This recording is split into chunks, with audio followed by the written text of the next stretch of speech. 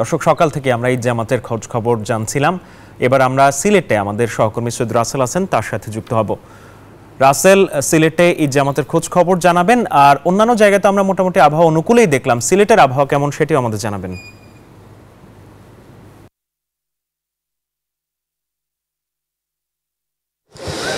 জি, ধন্যবাদ মাহমুদুল। আসলে এই মুহূর্তে আমি আছি সিলেটের ঐতিহাসিক শাহী ঈদগাহ মাঠে। তো আসলে সকাল 8:30টায় এখানে ঈদ জামাত অনুষ্ঠিত হবে। তার আগে আসলে বিভিন্ন আলেম উলামারা সেখানে বক্তব্য রাখছেন। এই মুহূর্তে আসলে বক্তব্য রাখছেন এই শাহী ঈদগাহের যিনি মুতাওয়াল্লি আছেন, তিনি এই মুসল্লিদের উদ্দেশ্যে কিছু কথা বলছেন। পরবর্তীতে হয়তো অন্যান্য যে মন্ত্রী আছে, প্রতিমন্ত্রী আছে, তারা আসলে এখানে অতিথিদের এখানে মুসল্লিদের উদ্দেশ্যে কথা বলবেন এবং পরামর্শ দেবেন। তাছাড়া এখানে আসলে মাঠ এখানে আসলে একটু পরে আসলে সকাল 8টার দিকে আসলে এখানে এই মূল যে জামাতটা অনুষ্ঠিত হবে, তার আগে আসলে লাখো মানুষের পদচারণায় মুখর হয়ে উঠেছে সিলেটের যে ঐতিহাসিক শাহী ঈদগাহ প্রাঙ্গণ।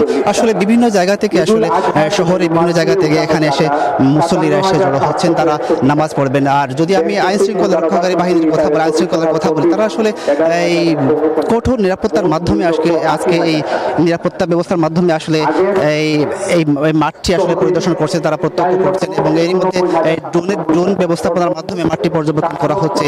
এবং এই সিলেটের যে সিটি কর্পোরেশনের মেয়র আনোয়ারুজ্জামান চৌধুরী, তিনি জানিয়েছেন আসলে মাঠের যে শৃঙ্খলার জন্য তিনি আসলে যতটুকু করার দরকার সবই তিনি করবেন বলে আমাদেরকে জানিয়েছেন। আমরা একজন মুসল্লিদের সাথে কথা বলে চাই, আসলে এই যে আজকে মাঠে এসেছেন, আসলে কিরকম অবস্থা বা কেমন লাগছে আপনার কাছে? ভালো লাগছে। আচ্ছা, আমি আরেকজনের সাথে কথা বলতে চাই। এই যে আপনারা মাঠে এসেছেন, কিরকম লাগছে বা নামাজ পড়বেন?